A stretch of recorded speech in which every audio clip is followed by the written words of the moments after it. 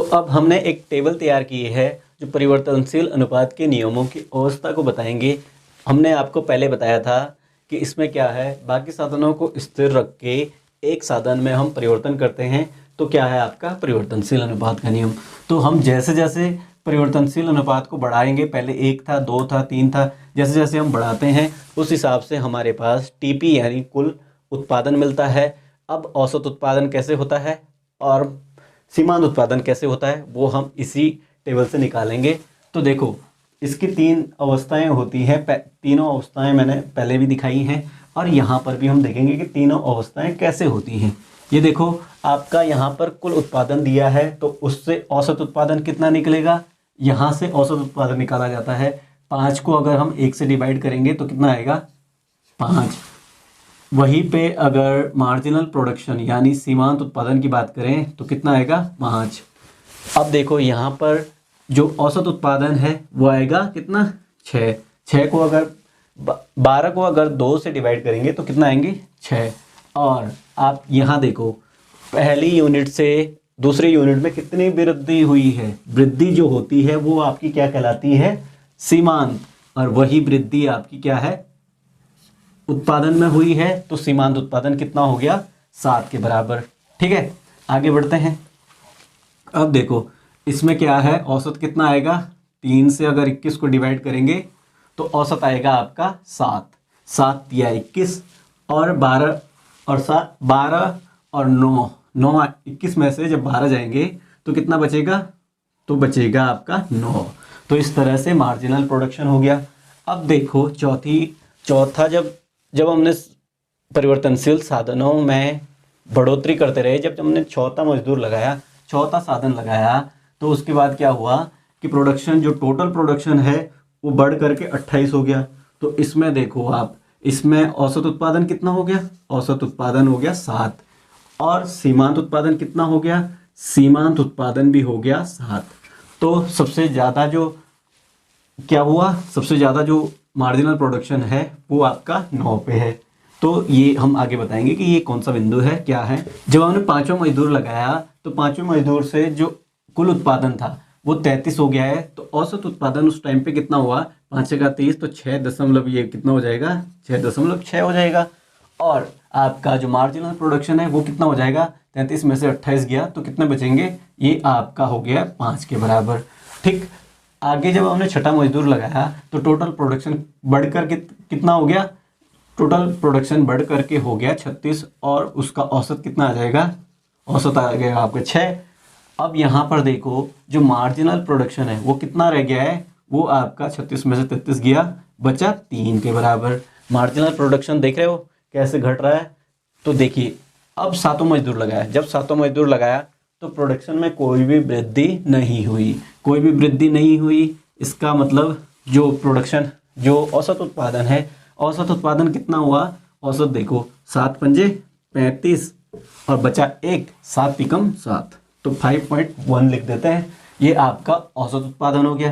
ठीक, अब देखो मार्जिनल प्रोडक्शन कितना हुआ, 36 में से 36 गया कितना 0। तो इस तरह से मार्जिनल प्रोडक्शन हो गया 0। अब 8वां मजदूर लगाया, जब 8वां मजदूर लगाया तो जो कुल उत्पादन है वो घट गया है, 36 से कितना हो गया 32। तो आपका जो औसत उत्पादन है वो कितना हो गया 8 चौको 32 तो 4 हो गया है औसत उत्पादन। ठीक, आगे बढ़ो। एमपी देखो जो मार्जिनल प्रोडक्शन है वो कितना हो गया है, मार्जिनल प्रोडक्शन हो गया आपका, अब 32 से 36 घटाएंगे, 32 से जब 36 को घटाते हैं तो कितना बचता है 4। 32 से जब 36 को घटाते हैं तो 4 माइनस के 4। ठीक, आगे देखो 9वां मजदूर जब हमने लगाया तो हमारे पास कुल उत्पादन जो हुआ है वो 27 के बराबर हुआ है। तो औसत उत्पादन कितना हो जाएगा, औसत उत्पादन हो जाएगा 27 को जब 9 से डिवाइड करेंगे तो कितना औसत आएगा 3 आएगा औसत। और सीमांत उत्पादन कितना आएगा, इससे इसको घटाएंगे तो कितना आएगा, ये आएगा आपका 5, वो भी कौन से माइनस के 5।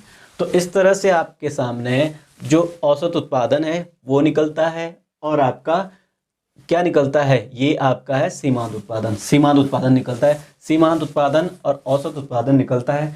तो हमने नियम को पढ़ा है, नियम को हमें ध्यान में रहना चाहिए कि नियम क्या कहता है। नियम कहता है कि पहले उत्पादन क्या है, उत्पादन बढ़ता है, बढ़ती दर में बढ़ता है, फिर स्थिर हो जाता है, फिर घटने लग जाता है, यही कहता है ना। तो उत्पादन की जो नियम की है वो 3 अवस्थाएं हैं। नियम की कौन सी 3 अवस्थाएं? पहली जो अवस्था है वो है आपकी ये वाली अवस्था, ये आपकी क्या है, फर्स्ट स्टेज। दूसरी स्टेज यहीं से स्टार्ट होगी, दूसरी स्टेज होती है यहाँ से यहाँ तक, सेकेंड स्टेज। तीसरी जो अवस्था होती है वो होती है 0 से लेकर के यहाँ तक, ये आपकी तीसरी अवस्था है। तो इस तरह से नियम की कितनी अवस्थाएं हैं? 3 अवस्थाएं। और ये जो पॉइंट है ये आपका मोड़ का बिंदु है। ये कौन सा है? आपका मोड़ का बिंदु कहा जाता है, पॉइंट ऑफ इन्फ्लेक्शन, यानी यहाँ से ही चेंज आता है।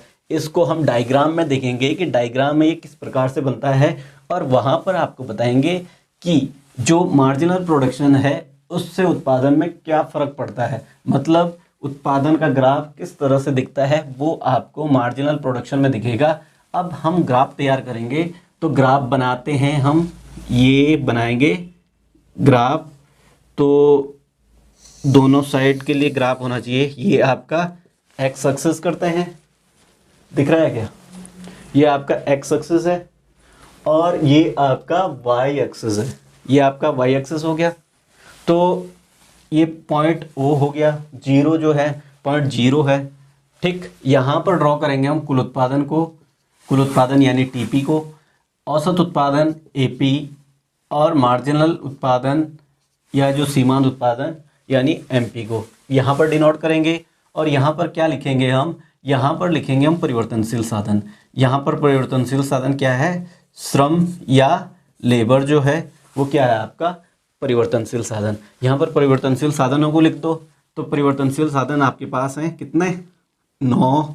तो 9 लिखो, 1 हो गया, ये 2 3 4 5 6 7 8 और 1 9 हो जाएगा, 8 और 1 9, ये एक्स एक्सिस है। तो इस तरह से 9 हो गया। अब यहाँ पर ड्रॉ करो, ये कहाँ तक जा रहा है? 36 तक। तो 4 से डिवाइड कर दो, 4 से ही सही रहेगा, 4 से कर दो आप, 4 बाद आ जाएगा 24 24। उसके बाद लिखो आप 28, कितना आ जाएगा? 28, ये आ जाएगा आपका 32 और ये आ जाएगा आपका 36। तो इस तरह से यहाँ पर हमने कुल उत्पादन, औसत उत्पादन और सीमांत उत्पादन को दर्शा दिया है, और यहाँ पर हमने श्रम को दर्शाया है। अब हम क्या करेंगे कि इन जो पॉइंट्स हैं इनको ड्रॉ करेंगे। पहले हम एक चीज़ को लेंगे, एक चीज़ का मतलब है कि कुल उत्पादन को लेंगे या फिर औसत उत्पादन को लेंगे या फिर सीमांत उत्पादन को लेंगे। तो उसमें सबसे पहले हम देखते हैं कुल उत्पादन का ग्राफ कि कुल उत्पादन कैसे बढ़ता है। कुल उत्पादन को देखते हैं। तो पहला जो पॉइंट है कुल उत्पादन का, पहला पॉइंट बनाइए आप 1 और 4 से वो थोड़ा सा ऊपर, पहला पॉइंट हो गया यहाँ पर। दूसरा पॉइंट देखो, दूसरा पॉइंट कहाँ पर है? दूसरा पॉइंट है आपका 12 पर। तो दूसरा पॉइंट चलो 12 पर, तो ये आपका ये यहाँ पर हो गया 12, तो यहाँ पर हो गया दूसरा पॉइंट, 2 हो गया। तीसरा पॉइंट देखो, तीसरा है 21 पर, तो तीसरा चलो ये तीसरा है, तो चला ये 20 और 21, तो इस तरह से ये 21 पर हो गया तीसरा पॉइंट। चौथा पॉइंट देखिए, चौथा पॉइंट कहाँ है? चौथा जब मजदूर लगाया तो चौथा है आपका 28 पर, तो चौथा चलिए 28, तो ये आ जाएगा आपका यहाँ पर 28 आ गया। अब देखो पांचवा, पांचवा है 33 पर, पांचवा चलो 33 पे, चलिए 32 और 1 33, तो यहाँ पर हो गया 33। छठा मजदूर जब लगाया तो उत्पादन बढ़ करके 36 हो गया है, तो छठे मजदूर पे उत्पादन कितना हो गया है? 36, तो ये रहा आपका 36 का पॉइंट। सातवां मजदूर लगाया तो सातवें पे भी कितना है? 36, तो 36 ये भी हो गया। ठीक, 7 हो गए। अब देखो आठवां मजदूर जब लगाया, आठवां मजदूर लगाया तो उत्पादन कितना हुआ है? 32। आठवें पे चलो, तो आठवां पे 32 आ जाएगा ये यहाँ पर, तो ये आ गया आपका आठवां मजदूर। नौवां मजदूर जब लगा है तो कुल उत्पादन कितना बढ़ा है? कुल उत्पादन घट करके कितना हो गया है 9वें के लिए चलिए आप, तो ये 28 से कितना आ जाएगा 27 पे, तो ये 9वां मजदूर लगा करके यहाँ पर पॉइंट आ गया। तो इन पॉइंट्स को मिलाइए, मिला दीजिए पहले ही अगर हम मिला देते हैं तो ये पॉइंट बनेंगे ऐसे, ठीक। ये उत्पादन देखो, ये है आपका कुल उत्पादन वक्र। तो इस तरह से आपके सामने कुल उत्पादन वक्र तैयार हुआ है, कुल उत्पादन वक्र। और ये पॉइंट, तीसरा वाला पॉइंट जहाँ पर सीमांत उत्पादन कितना है 9, जहाँ पर सीमांत उत्पादन कितना है 9, वो कौन सा था, मोड़ का बिंदु, मोड़ का बिंदु। ये आपका मोड़ का बिंदु भी हमने बता दिया, ये वाला है आपका मोड़ का बिंदु। अब आगे बढ़ते हैं। यहाँ पर जो उत्पादन है वो 5 से स्टार्ट हो रहा है, पर जब भी हम किसी चीज़ का उत्पादन करते हैं तो 0 से स्टार्ट करेंगे ना। अगर एक मजदूर भी लगा है, यहाँ पर एक मजदूर भी लगा है, तो स्टार्टिंग कहाँ से करेगा, वो 0 से करेगा ना। तो यहाँ से हम इस पॉइंट को भी मिला देंगे, तो ये इस तरह से हो जाएगा। 0 से स्टार्ट करेगा ना, तभी तो 5 पहुँचेंगे। पहले एक का उत्पादन करेगा, दूसरे का, तीसरे का, चौथे का, तभी जाके 5 तक पहुँचेगा। तो यहाँ पर 5वां पॉइंट, टिक, 5 तक आ जाएगा ये वाला पॉइंट। अब हम यहाँ पर दर्शाएंगे औसत उत्पादन को, कि औसत उत्पादन किस हिसाब से बढ़ा है। पहले हम औसत उत्पादन के पॉइंट ड्रॉ करेंगे, तो ड्रॉ कीजिए। पहला पॉइंट आपका यहीं पर हो गया, दूसरा पॉइंट है आपके 6 पर, तो 6 डाल दीजिए, 6 पर आ जाएगा आपका, यहाँ से यहाँ पर आ गया 6 पर। तीसरा पॉइंट डालिए आप 7 पर, तो तीसरा पॉइंट आ गया 7 पर, यहाँ आ जाएगा 7 पर, ठीक। चौथा पॉइंट डालिए, चौथा भी कहाँ पर है 7 पर, बराबर पे आ गया। पांचवा पॉइंट देखिए, 7 के बाद कितना है 6.6, तो 6.6 यानी 6 से थोड़ा सा ऊपर आ जाएगा, तो ये आ गया यहाँ पर। छठा पॉइंट देखिए, छठा पॉइंट कहाँ पर है 6 पर, तो 6 ये भी था और ये भी है 6 पर, तो ये थोड़ा सा नीचे आ जाएगा, 6 का आ जाएगा 6 पर। अब सातों पॉइंट देखिए, सातों पॉइंट क्या है, सातों पॉइंट पे औसत उत्पादन है 5.1, तो ये 5 था तो थोड़ा सा ऊपर हो जाएगा, तो 5.1 हो गया, ये 5.1 ये हो गया। तो अब देखो 8वां जब मजदूर लगाया तो औसत उत्पादन कितना हमें प्राप्त हुआ, औसत उत्पादन हमें प्राप्त हुआ है 4 के बराबर। तो ये देखो 4 के बराबर, ये आपका 4 का बिंदु हो गया, ये यहाँ पर, ठीक। अब देखो 9वां बिंदु, 9वां बिंदु जब 9वां मजदूर लगाया तो औसत उत्पादन कितना है 4 से कम, यानी 90 पे देखो 4 से कम, यानी यहाँ पर आ गया है 3 पे। तो इस तरह से हम औसत उत्पादन का ग्राफ खींचते हैं। तो मिलाओ इन सारे बिंदुओं को, तो इस तरह से ये आपका क्या हो जाएगा AP, यानी एवरेज प्रोडक्शन। तो इस तरह बन गया आपका औसत उत्पादन का ग्राफ। अब देखते हैं हमारा जो लास्ट वाला ग्राफ बचा हुआ है, कौन सा, सीमांत उत्पादन का। तो सीमांत उत्पादन का हम जल्दी से तैयार करते हैं, किस तरह से बनेगा ये आपको पता चल गया होगा। इसको हो सकता है कि मैं थोड़ा सा स्पीड में भी बता दूं। तो ड्रॉ कीजिए आप, 5 हो गया, 7 यहाँ 7 ड्रॉ कीजिए, तो ये वाला 7 था, ये 6 था, तो 7 ये हो गया आपका 7 हो गया। दूसरा क्या था, ये 8 था, ये 9 हो गया, यहाँ पर कर दीजिए आप 9, ये 9 हो गया, और ये हो गया 7 फिर से, तो ये वाला हो गया 7, ये वाला पॉइंट था ना 7, 7 पे 7, तो ये वाला 7 आ गया, ये दोनों बराबर हैं। उसके बाद देखो 5 है, तो 7 से आ गया 5, तो 5 आ जाएगा आपका यहाँ पर, 5 आ गया, 5 पे आ जाएगा 5, 6 पे देखो, 6 पे आ गया 3 पे, तो 3 आ गया आपका यहाँ पर, 6 पे आ गया 3 आ गया यहाँ पर।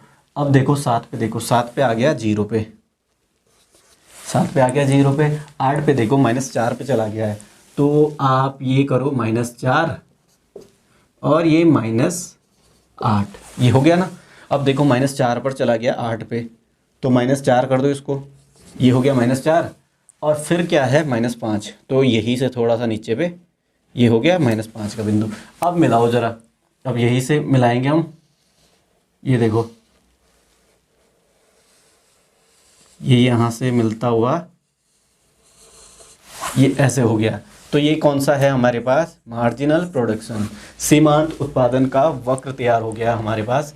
तो यहाँ पर हमारे पास 3 अवस्थाएं देखने के लिए मिलती हैं।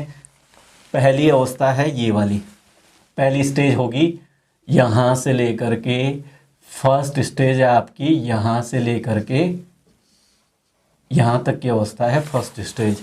ये वाली अवस्था तक है पहली अवस्था, ठीक। ये वाली अवस्था यहाँ से लेकर के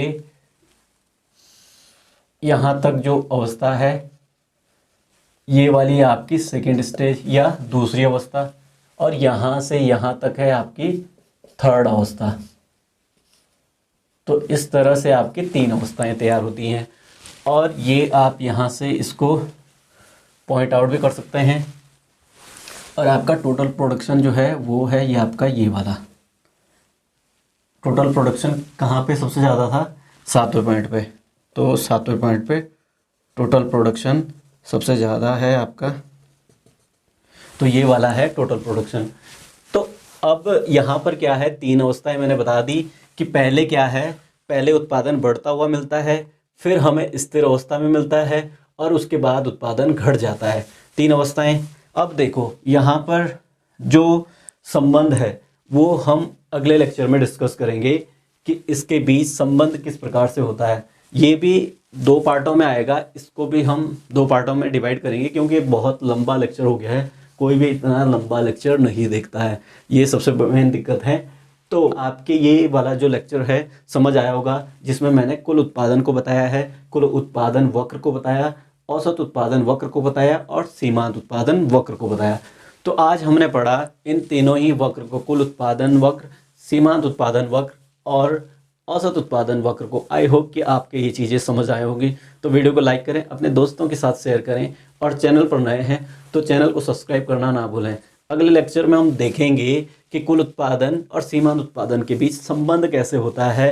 इस ग्राफ के माध्यम से हम आपको नेक्स्ट लेक्चर में बताएंगे कि जो ये तीनों अवस्थाएं किस प्रकार से होती हैं, कैसे ऊपर वक्र बढ़ा है, कहाँ से कौन सी अवस्थाएं बनी है, कुल उत्पादन और औसत उत्पादन में क्या संबंध होता है। नेक्स्ट लेक्चर में हम डिस्कस करेंगे। Stay tuned, bye.